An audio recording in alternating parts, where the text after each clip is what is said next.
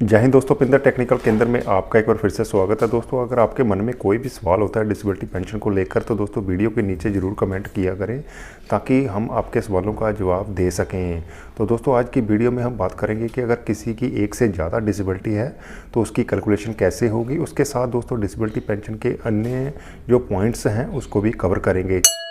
Screen के ऊपर दोस्तों हम आ चुके हैं। चलिए दोस्तों जान लेते हैं कि अगर किसी की एक से ज़्यादा डिसेबिलिटी है तो उसको किस तरह से उसकी कैलकुलेशन की जाएगी।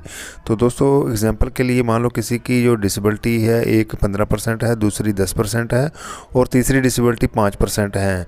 तो क्या सीधे इनको हम प्लस कर सकते हैं? जैसे स्क्रीन के ऊपर आप देख सकते हैं कि 30% लिखा हुआ है। तो दोस्तों इस तरीके से ये प्लस नहीं होगी। चलिए दोस्तों इनको प्लस करने का तरीका जान लेते हैं कि ये किस तरह से इनको प्लस किया जाएगा। जैसा कि दोस्तों आप जानते हैं कि शेप 100% फिट की कैटेगरी में माना जाता है। ये जो दोस्तों शेप शब्द है ये भी हमारी बॉडी से रिलेटेड है। शेप में दोस्तों जो पहला करैक्टर है वो है एस से। मान लो किसी के दिमाग में चोट लग जाती है जहाँ फिर दिमाग की कोई प्रॉब्लम है तो वो दोस्तों जो डिसेबिलिटी उनके केस आएंगे वो एस केस में आएगी, यानी कि S2 S3 या फिर अगर उसको बोर्ड आउट कर दिया जाता है उसकी प्रॉब्लम बढ़ जाती है तो उसका केस क्या होगा, S5 होगा। तो दोस्तों जो अगला H है, ये दोस्तों अगर किसी को सुनने में प्रॉब्लम है तो उस केस में क्या है दोस्तों, वो उसकी जो कैटेगरी डिसेबिलिटी आएगी वो H करैक्टर से होगी, यानी कि H2 H3। अगर IMB जाता है तो उस केस में अगर उसकी प्रॉब्लम बढ़ती है तो वो क्या हो जाएगा, H5 हो जाएगा। और तीसरा शब्द है ए दोस्तों जिसकी की कोई चोट लगी है, जिसकी कोई हड्डी फ्रैक्चर हो चुकी है तो टूट फूट के जितने भी केस होते हैं दोस्तों वो ए करैक्टर में आते हैं, यानी कि A2 A3। और नेक्स्ट है दोस्तों P का, जिसको कोई मेडिकल प्रॉब्लम होती है जैसे अस्थमा होता है, इसके अलावा कोई भी मेडिकल प्रॉब्लम होती है तो दोस्तों वो P की कैटेगरी में आ जाते हैं, P2 P3। और बोर्ड आउट के केस में जिसकी प्रॉब्लम बढ़ जाती है वो P5 में आ जाता है। नेक्स्ट है दोस्तों E। अगर दोस्तों किसी की आंख से रिलेटेड कोई भी प्रॉब्लम है, कोई भी डिसेबिलिटी है तो उसको E के साथ लिखा जाएगा, E2 E3। या फिर ज़्यादा प्रॉब्लम होने पर E5 कर दिया जाएगा, यानी कि बोर्ड आउट केस में E5 लिखा जाएगा। तो दोस्तों ये हो गया शेप शब्द। जैसा कि दोस्तों आप जानते हैं कि कोई भी आर्मर्ड फोर्स पर्सनल जब फिट होता है, यानी कि शेप 1 की कैटेगरी में होता है तो उसको 100% फिट माना जाता है।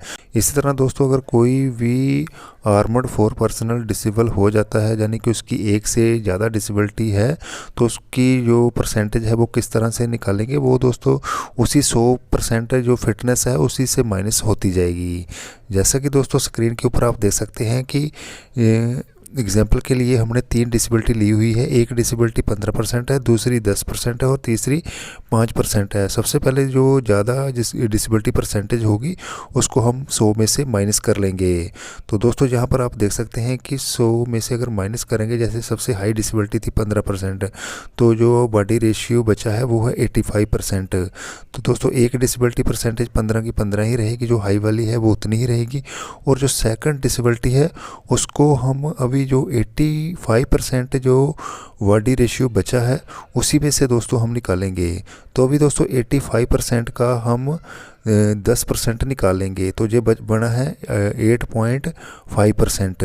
तो जो दूसरी डिसेबिलिटी परसेंटेज आ जाएगी वो है 8.5%। तो दोस्तों अभी तीसरी डिसेबिलिटी परसेंटेज निकालने के लिए जो हमारे बॉडी रेशियो था, पहले क्या था 85% बचा हुआ था दूसरी डिसेबिलिटी के लिए, उसमें से हम माइनस करेंगे 8.5%। तो जो बॉडी रेशियो बचेगा वो है 76.5।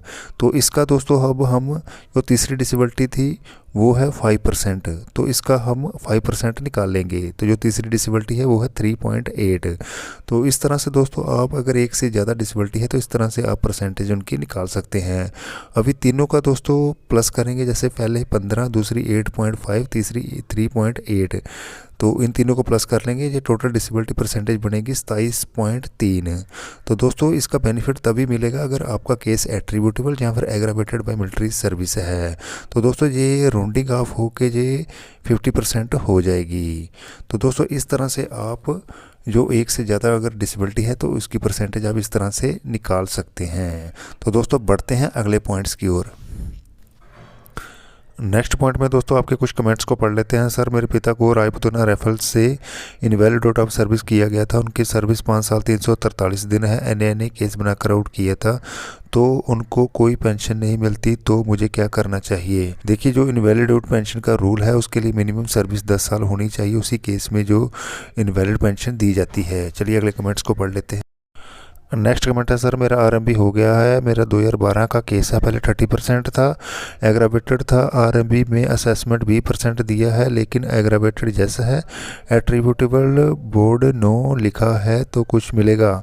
तो दोस्तों इस केस में बता दूं कि अगर 20% मिनिमम डिसेबिलिटी है तो ये राउंडिंग ऑफ होके 50% हो जाएगी।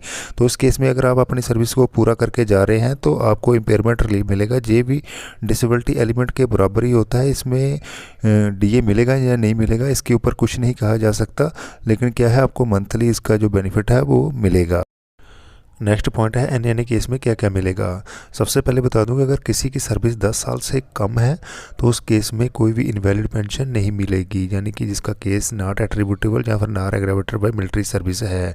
अगर किसी की सर्विस 5 साल से ज़्यादा है और 10 साल से कम है, उसका केस एनएनए है, इनवैलिड आउट जाता है, तो उस केस में उसको ग्रेजुटी का पैसा मिल जाएगा, एजीए का पैसा मिल जाएगा, और आपका जो सेविंग होगी एपी फंड का पैसा मिल जाएगा। छुट्टी जो आपने जमा करवा के रखी होगी उस वक्त जितनी भी, उसका पैसा मिल जाएगा। अगर सर्विस 10 साल से ऊपर है, इनवैलिड आउट केस है, अगर आपका केस नॉट एट्रीब्यूटेबल या फिर not aggravated by military service है, तो उस केस में क्या है, इनवैलिड पेंशन दी जाएगी। इनवैलिड पेंशन सर्विस पेंशन के बराबर ही होती है। उस टाइम जितनी भी आपकी बेसिक होगी, मिलिट्री सर्विस पे, क्लास पे, तीनों को जोड़ लेना है, उसका आपने 50% निकाल लेना है, वो आपकी इनवैलिड पेंशन होगी। साथ में आपको डीए भी मिलेगा। तो ये हो गया एनएनए केस में क्या क्या आपको मिलेगा। इस पॉइंट को हमने कवर कर दिया है। अगर इससे रिलेटेड कोई भी सवाल हो तो दोस्तों ज़रूर कमेंट करें। दोस्तों लास्ट पॉइंट है, इम्पेयरमेंट रिलीफ हर महीने मिलेगा या फिर एक बार।